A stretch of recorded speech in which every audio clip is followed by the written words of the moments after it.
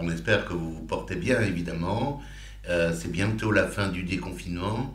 Donc, profitez-en d'être confiné pour bien réfléchir à ce que vous voulez vraiment réaliser dans votre vie. En tous les cas, nous, Sabine et moi, nous sommes très heureux de vous accueillir à ce podcast aujourd'hui qui va reprendre les réponses à vos questions. On avait prévu de faire un live, vous vous souvenez? On avait prévu de faire une vidéo réponse à vos questions. Alors, ces vidéos vont être faites les prochains temps. Aujourd'hui, on a un petit problème technique, un problème, il n'y a que les gens qui sont morts qui n'en ont pas. Les problèmes sont intéressants parce qu'ils supposent des situations de rechange, et donc c'est un podcast. Néanmoins, il est important de continuer à poser des questions sur la partie qui est réservée à cet effet sur Facebook Hesperides, afin qu'on puisse vous amener toutes les réponses possibles et imaginables, que ça soit sur les mémoires cellulaires, les transmutations, etc., soit sur le développement personnel. Et les prochaines fois, vous allez nous voir, puisqu'on pourra faire ça en live. Pour faire ça correctement en live, et pour que vous soyez nombreux également à écouter vos réponses, enfin celles que vous attendez, n'oubliez pas de vous inscrire sur Podia, afin de recevoir aussi des newsletters. Vous avez de toute façon sur Hesperides, vous avez le lien Podia qui est inscrit partout, mais également sur les podcasts. Alors, on va maintenant répondre à vos questions. Arrêtez de piaffer d'impatience, ça arrive, on est là. Et la première réponse à la première question, c'est Sabine qui va prendre la parole et vous la donner. Alors, donc, pour répondre à une question par rapport aux mémoires cellulaires d'autres incarnations. Donc, tout d'abord, il faut croire à la réincarnation. Alors, il y a des milliers d'exemples qui nous montrent que cela existe, mais je comprends tout à fait qu'il y ait encore des gens réfractaires à ceci. Donc, j'accepte tout à fait, il n'y a aucun souci à ça. Par contre, pour ceux qui ne le sont pas, eh bien, sachez que nous avons fait dans d'autres vies des choses qui, sous forme de croyances, nous habitent. Ainsi, on doit s'en débarrasser. C'est pour ça que nous avons choisi cette mère-ci et ce père-là, car ils portent ces mêmes croyances. Et comme je vous l'ai expliqué lors d'un podcast, la maman va activer ces croyances qui sont présentes dans notre ADN. Eh bien, elle va les activer à partir du 4e mois de grossesse jusqu'à 7 ans.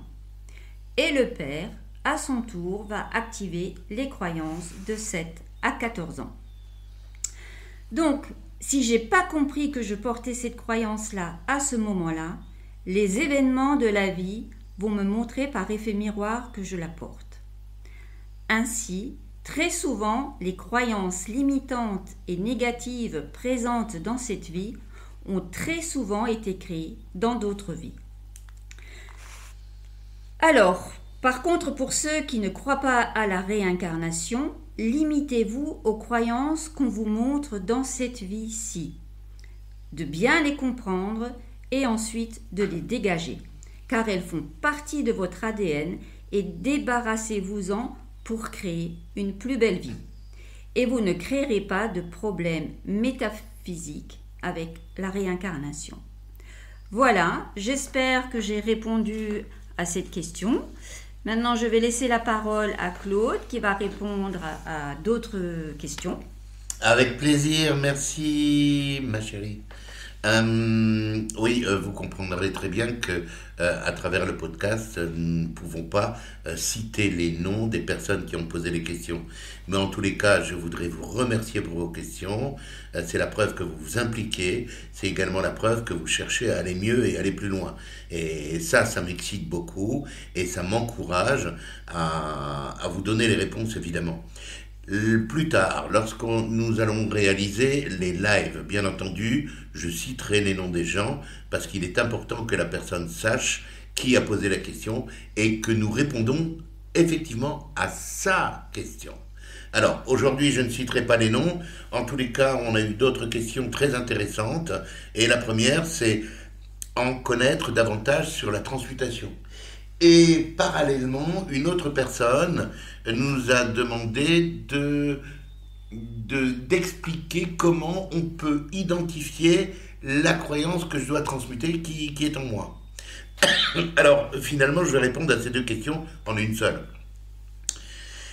Pour transmuter, il faut d'abord avoir pris conscience de l'effet miroir.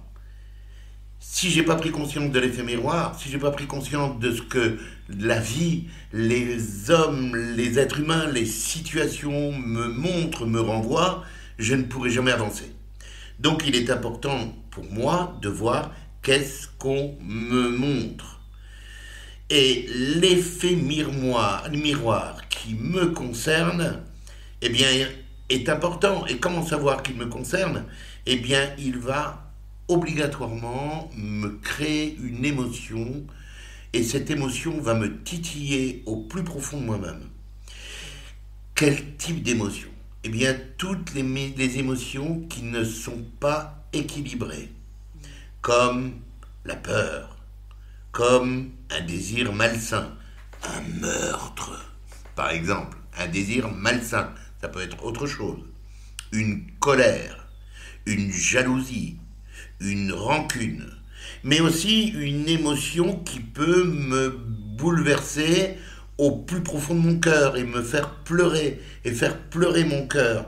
Cela peut être, par exemple, une trahison, une culpabilité, une tricherie, et pourquoi pas même un abandon.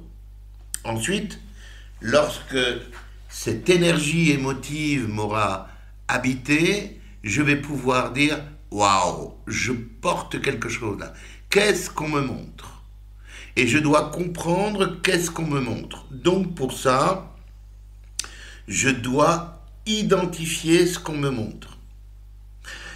Attention, sans ego. Parce que souvent, les gens arrivent, non mais t'as vu ce qu'on m'a fait là ? Oui, mais ça t'habite, c'est en toi. Et la personne va dire, oh, non, moi je suis pas comme ça. Eh bien là, on a tout faux, ok ? Faut humblement, sans ego, accepter, identifier, sans négation, ce qu'on me montre. Ensuite, je dois la formaliser. Alors, qu'est-ce que ça peut être comme exemple ? Par exemple, une trahison. Une trahison. Alors, qu'est-ce qu'on me montre ? On m'a montré une trahison. Donc, pour l'identifier correctement et pour formaliser cette identification, je vais dire, comme on vient de me montrer une trahison, j'ai la croyance qu'on peut me trahir.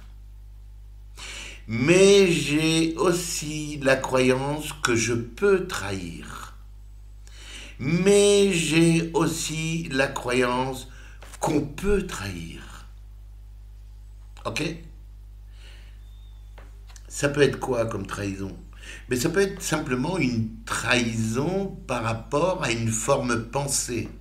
J'ai pensé faire ça et je ne l'ai pas fait. Donc je trahis mes pensées parce que je ne les mets pas en œuvre. J'ai une trahison par rapport au plan d'action que j'avais mis noir sur blanc. J'agis pas, je me trahis et j'ai une mauvaise conscience avec moi-même. Donc je dois transmuter ces choses-là. Ensuite, quand je vais la transmuter, je vais la remplacer. Pourquoi ? Parce qu'à partir du moment où je me suis débarrassé d'un code génétique qui est dans mon ADN, je crée un vide. Et sur Terre, le vide n'existe pas. Donc il va falloir que je le remplace. Autrement, lorsque je vais croiser une personne qui porte la même chose, eh bien mon ego va aussitôt se réemparer de cette mémoire. Donc il est important, une fois qu'elle soit transmutée, de la remplacer. Comment la transmuter ?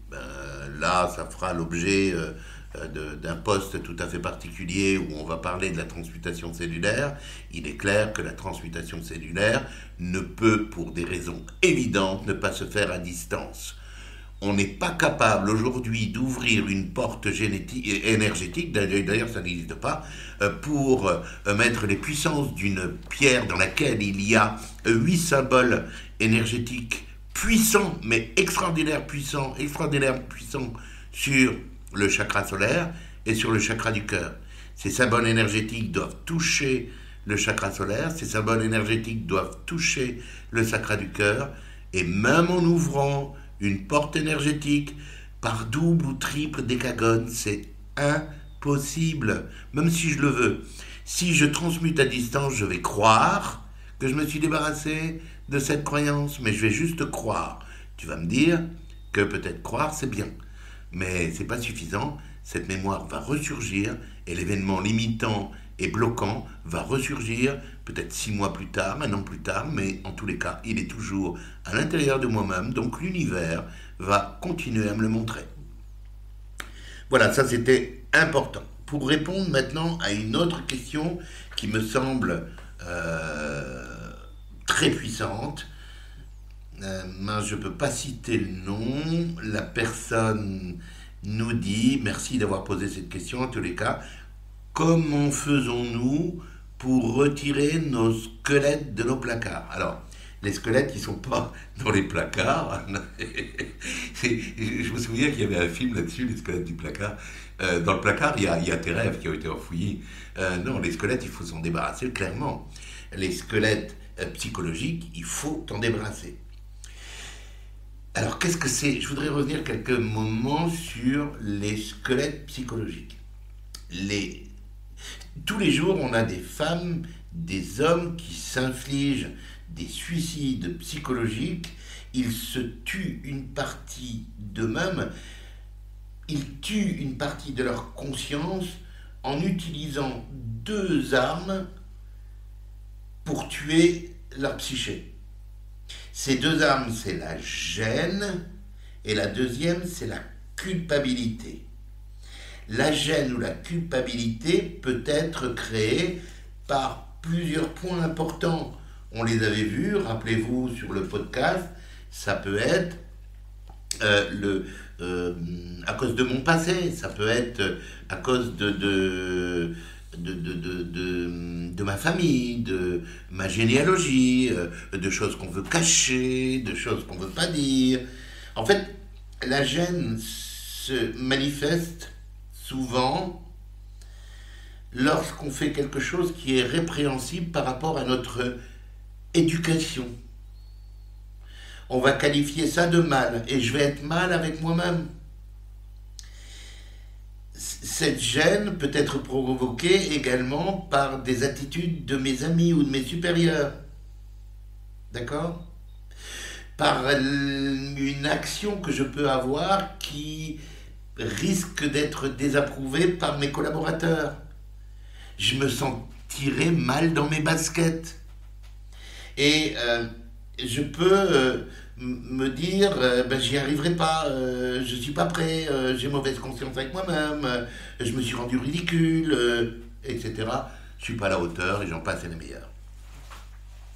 La culpabilité, elle, vient du fait que vous allez faire inconsciemment quelque chose qui, d'instinct, vous semble répréhensible. Pensez que la culpabilité va impliquer votre âme, et ça c'est puissant. C'est mentir, tricher, voler, escroquer, truquer, cacher des choses. Et là, en faisant ça, vous créez, on peut dire, un crime psychologique dans votre conscience. Et il ne faut surtout pas vous mettre dans cette situation. Il faut avouer, sans le crier sur les toits, des choses qui peuvent vous gêner. Je me suis trompé, je vous prie de m'excuser, je me suis trompé en disant ça, ce que j'ai voulu dire c'est ça. Il faut vraiment lâcher prise avec ce qu'on va dire, avec la croyance que les autres vont avoir, à partir du moment où vous êtes honnête. Eh bien, écoutez, oui, je l'ai jamais dit, mais mon grand-père était dans la Wehrmacht, il a envahi la France.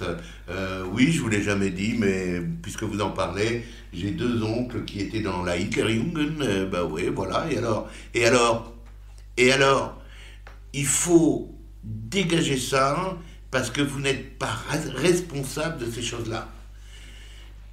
Vous vous rendez compte si on imagine que vos parents ont fait des choses répréhensibles, ou ton grand-père a violé une fille, il a fait 5 années de tôle. Tu peux pas porter ça. Tu peux pas te gêner avec ça. À la Révolution française, ton arrière-arrière-arrière-arrière-grand-père, parce que c'est vite fait, hein, une génération c'est 70, c'est 75 ans, hein, tu t'imagines? Depuis le temps. Ton arrière-arrière-arrière-arrière-grand-père a guillotiné Louis XVI. D'accord?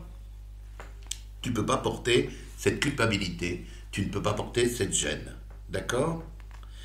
Donc ici, tu dois dégager ça, tu ne dois pas vouloir toujours le cacher, tu dois te souvenir que tes squelettes psychologiques, eh bien, tu en portes, mais la personne qui est en face de toi, elle en porte 10 fois plus. Si ça se trouve, j'en porte 1000 fois plus que toi. Et qu'est-ce que ça peut faire? Les squelettes psychologiques, tout le monde en a. C'est au plus fréquent que les grains de sable d'une plage. Donc on n'en a rien à péter. Ça ne doit pas nous perturber la vie. Et en avant. L'autre point pour vous aider à dégager ces squelettes psychologiques, c'est de toujours positiver, de ne rien mettre dans votre banque mémorielle de négatif. Toujours voir le côté positif des choses et vous nourrir de ce positif. Parce que lorsque vous allez vous exprimer, lorsque vous allez agir, par automatisme, le positif va sortir. Ok ? Et puis, les squelettes psychologiques ne peuvent pas vous gêner puisque vos actions, vous les avez bien réfléchies, elles sont tournées vers le bien, vers le bien, vers le bien, et donc tu ne peux pas te tromper. Voilà, je pense qu'on a répondu à toutes les questions, les premières questions. Merci à vous tous de les avoir posées. La prochaine fois, eh bien, j'espère qu'il y en aura beaucoup, beaucoup plus. N'hésitez pas, ce post sur Hesperides Facebook est fait spécialement pour répondre à vos questions. Là, on avait 4 questions importantes. J'espère bien en avoir une dizaine la prochaine fois.